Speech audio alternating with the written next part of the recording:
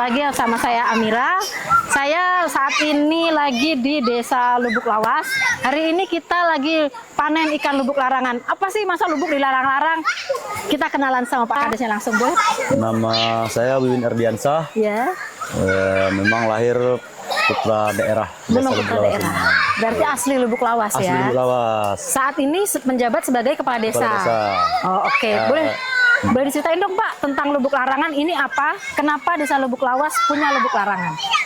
Nah, jadi ceritanya dulu tuh kita juga ada kawan dari APBPL yang pertama dulu datang sini kan untuk membuat program-program tentang apa namanya kelapa sawit nih. Ya. Untuk gimana program petani untuk mensejahterakan petani gitu. Dan saya terima dengan baik dan alhamdulillahnya lagi ada setara yang datang. Jadi ya setara datang. Ada teman saya juga tuh lumayan dekat gitu, dulu juga ada makan-makan, dia terjun duduk-duduk sambil cerita-cerita. Bang Ozan, kalau saya bilang saya panggilnya Bang Ozan gitu kan, pakai abang. Jadi cerita-cerita beliau ada dia bikin program di sana nih sekarang ini gini-gini dia bilang kan. Saya pikir ada nggak ya di Lubuk Lawas ini bisa nggak kita bikin kayak gitu nih? Mudah-mudahan bisa dia bilang, tapi setelah lama kelamaan nggak bisa langsung komunikasi gitu kan. Ternyata setelah beberapa lama dan alhamdulillahnya terjadilah lubuk larangan ini gitu nah. Dan setelah kita komunikasi itu intinya berarti kan bertukar pikirannya dulu gitu nah. Ada ide-ide muncul itu ketika kita berdatangan dan bersilaturahmi gitu nah. Oke, kalau boleh tahu Pak, itu kapan? Tahun berapa?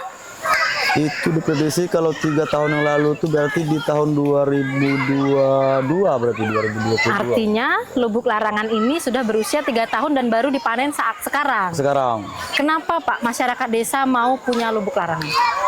Nah disinilah juga kita bangga juga dengan masyarakat desa ini yang dengan adanya lubuk larangan inilah seluruh masyarakat ini tak ada satupun yang mau berani mengambil ikan gitu.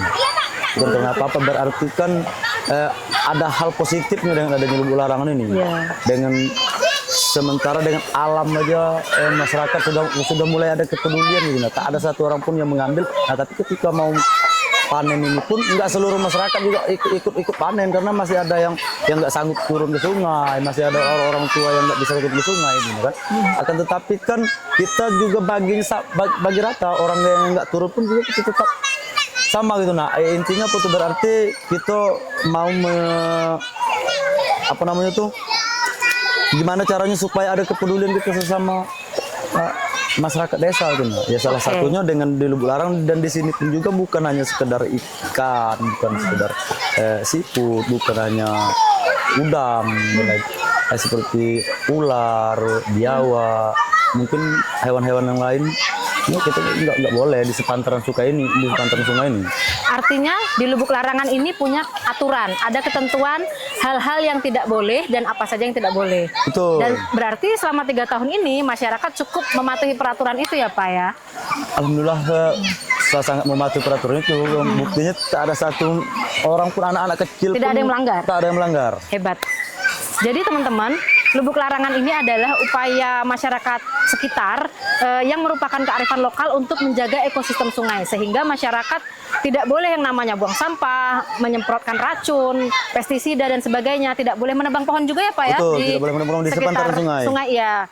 Jadi tidak boleh merusak. Intinya Lubuk Larangan adalah gerakan dari masyarakat untuk mengembalikan kembali ekosistem yang ada di sungai, dan kita yakin semua itu pasti kembali ke kita ya Pak ya. Oke, baik Sobat Setara, sekian dari saya, terima kasih, salam.